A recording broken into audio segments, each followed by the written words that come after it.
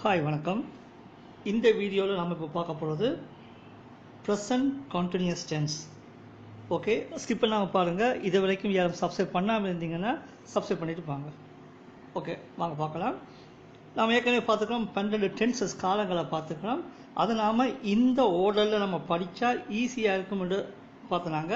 அந்த வகையில் நம்ம ஏற்கனவே பார்த்தீங்கன்னு சொன்னால் சிம்பிள் ப்ரெசன்ட் டென்ஸும் simple past and simple future tense இந்த மூணையும் நம்ம ஏற்கனவே பார்த்துட்டோம். ஸோ இப்போ நம்ம பார்க்க போகிறதுல ப்ரெசன்ட் கான்டினியூஸ் டென்ஸ். நம்ம இந்த ஆர்டரில் நம்ம பார்த்தா மட்டும்தான் ஈஸியாக இதில் அண்டர்ஸ்டாண்ட் பண்ணிக்கொள்ள முடியும். அது மட்டும் இல்லாமல் மைண்டில் வச்சுக்கொள்ள முடியும். அதுக்காக தான் நம்ம இந்த ஆர்டரை நம்ம செலக்ட் பண்ணிக்கிறோம். அந்த வகையில் simple present, simple past, simple future, simple எல்லாமே முடிஞ்சு இப்போ நம்ம கான்டினியூஸில் ப்ரெசன்ட் கான்டினியூஸ் அந்த சப்ஜெக்டை நம்ம இப்போ பார்க்கலாம். ஓகே, இந்த ப்ரெசன்ட் கான்டினியூஸ் டென்ஸ் நம்ம இப்போ யூஸ் பண்ணுறோம் பார்த்தீங்கன்னா ப்ரெசன்ட் ஆக்ஷன், அதாவது இப்போ நடந்து கொண்டு இருக்கிற ஒரு சம்பவத்தை காட்டுறதுக்காக இந்த டென்ஸை நாம் யூஸ் பண்ணுறோம். மறந்துடாங்க, இப்போ நடந்து கொண்டிருக்கிற ஒரு விஷயத்தை நம்ம மென்ஷன் பண்ணுறதுக்கு இதை நம்ம யூஸ் பண்ணலாம். இதுக்கு நம்ம யூஸ் பண்ணுற ஹெல்பிங் வெர்ப் என்ன பார்த்தீங்கன்னா ஆம், இஸ், ஆர். அதில் நம்ம ஏற்கனவே பார்த்துக்கிறோம். ஆம்ன்றது ஐக்கு மட்டும் நம்ம யூஸ் பண்ணுற ஒரு ஹெல்பிங் வெர்பாக இருக்குது. இஸ் பார்த்தீங்கன்னா ஒரு சிங்குலர் ஒருமைக்கு மட்டும் நாம் இதை யூஸ் பண்ணுவோம். ஆர் பார்த்தீங்கன்னா பன்மை ப்ளூரல் பன்மைக்கு மட்டும் யூஸ் பண்ணுறதை நாம் பார்க்கலாம். ஓகே, இதில் இந்த வசன அமைப்பு வசனம் எப்படி இருக்கும் பார்த்தீங்கன்னு சொன்னால் முதல்ல சப்ஜெக்ட் இருக்கும், அதுக்கப்புறம் ஆம், இஸ், ஆர் வரும், அதுக்கப்புறம் வேர்ப் வரும், அதுக்கப்புறம் ஆப்ஜெக்ட். அதே சேம் மாடல் தான். ஆம், இஸ், ஆர் பார்த்தீங்கன்னு சொன்னால் அது ஹெல்பிங் வெர்பாக இருக்குது.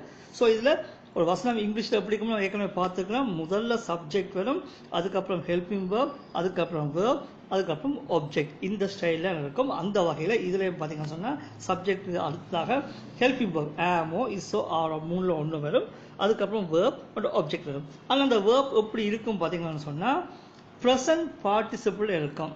நாம் ஏற்கனவே பார்த்துக்கோம் ஒவ்வொரு காலத்துக்கும் வேர்ப் ஒவ்வொரு ஃபார்மேட்டில் இருக்க பார்க்கலாம். ஸோ அந்த வகையில் ப்ரெசன்ட் பார்ட்டிசிபிள். அது என்ன ப்ரெசன்ட் பார்ட்டிசிபிள் பார்த்தீங்கன்னா ஏற்கனவே நம்ம இந்த டேபிள் நம்ம பார்த்துருக்கலாம்.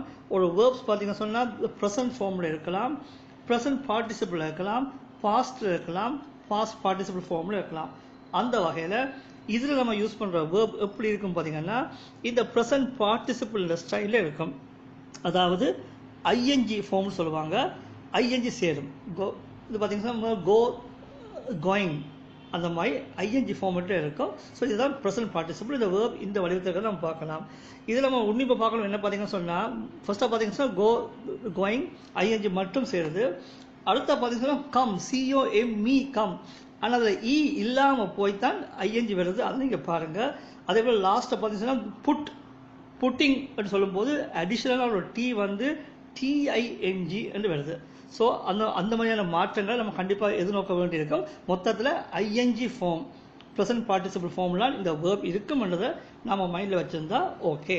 ஓகே, ஒரு எக்ஸாம்பிள் பார்க்கலாம். அதே வசனம் நம்ம வழக்கமாக யூஸ் பண்ணுற அதே வசனத்தை இந்த காலத்தில் எப்படி யூஸ் பண்ணலாம் பார்த்தீங்கன்னா மாலா ஆங்கிலம் படித்து கொண்டிருக்கிறாள். ஸோ இது இப்போ நடந்து கொண்டிருக்கிற ஒரு சம்பவம். மாலா ஆங்கிலம் படித்து கொண்டிருக்கிறாள். ஸோ இதை நம்ம எப்படி யூஸ் பண்ணுவோம்? மாலா இஸ் ஸ்டடியிங் இங்கிலீஷ்னு சொல்லலாம். இதில் மாலா பார்த்தீங்கன்னு சொன்னால் சப்ஜெக்ட் எழுவாய். அடுத்து என்ன ஸ்டடியிங், இது பார்த்தீங்கன்னு சொன்னால் வேர்ப் ஐஎன்ஜி ஃபார்மில் பார்க்கலாம். இங்கிலீஷ் பார்த்தீங்கன்னா அது ஆப்ஜெக்டாக இருக்குது. இதில் இஸ்ன்றது ஹெல்பிங் வேர்ப். ஏன் மாலா ஒரு சிங்குலர் ஒருமை, அதனால இஸ்ஸை நாம் யூஸ் பண்ணுறதை நம்ம இங்கே பார்க்கலாம். ஸோ அதே வசனம் தான் மாலா ஆங்கிலம் படித்து கொண்டிருக்கிறாள். Mala is studying English. Okay, இந்த சென்டென்ஸை நாம் இப்போ கேள்வி ஆக்க போகிறோம், கொஸ்டின் ஆக்க போகிறோம். அதே சேம் மெத்தட் என்ன, ஹெல்பிங் வெர்பை தூக்கி முன்னாடி போட்டாலே சரி.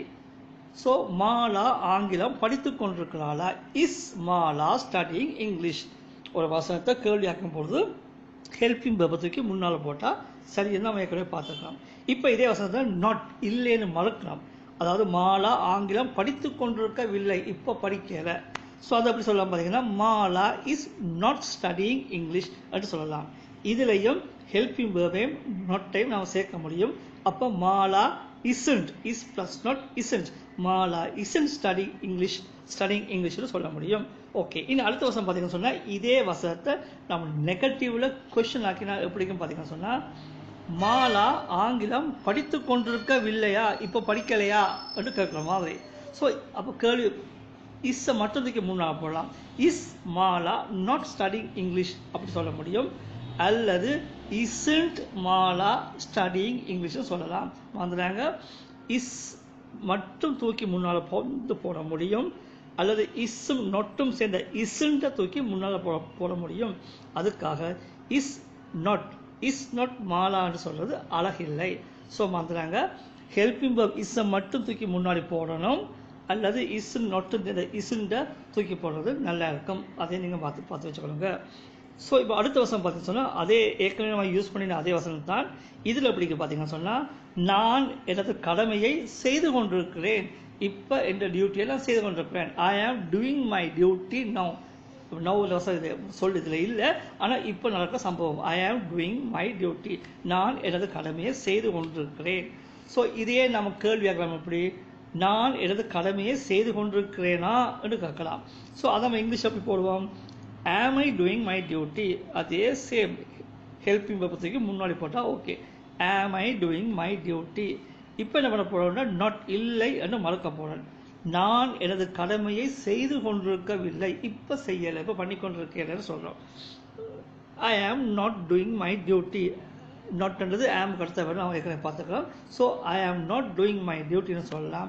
இதுலேயும் ஆமை நொட்டை நம்ம சேர்க்க முடியும். ஐ ஆம்ட் டூயிங் மை டியூட்டின்னு சொல்லலாம். ஓகே, இந்த வசனத்தை நாம் இப்போ கேள்வியாக்கள் எப்படி பார்த்தீங்கன்னா அதே மாதிரி தான். தனியாக ஆமை மட்டும் தூக்கி முன்னாடி போடணும்.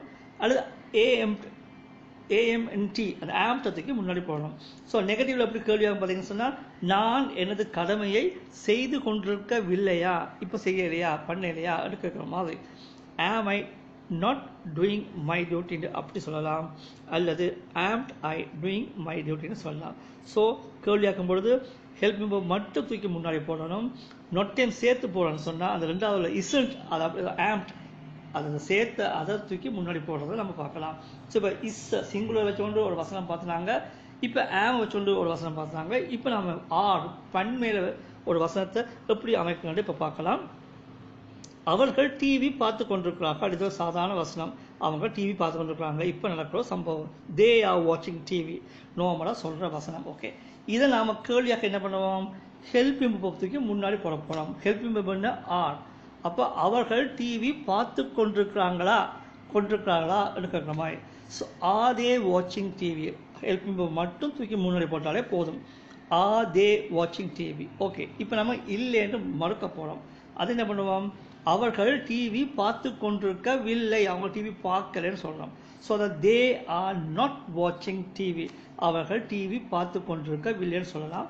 அல்லது இதுலேயும் ஆரை நோட்டை நம்ம ஒன்றா சேர்க்க முடியும். சாரி, தேக்கு போல ஐ அடிச்சாங்க.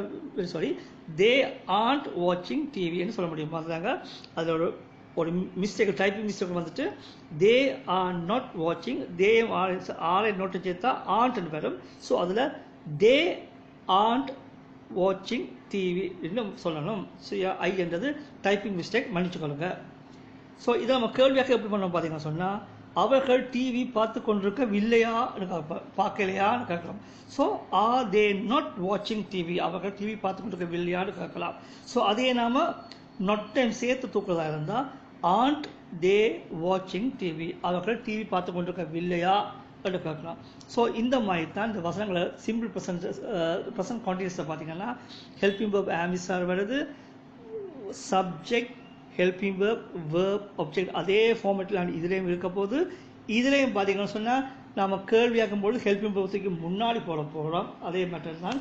அதே போல் இல்லை நாட் வரும்போது ஹெல்பிங் வெர்போட சேர்ந்து அந்த நாட் வரும்ன்ற பல விஷயங்களை இதில் பார்த்துருப்பேன்.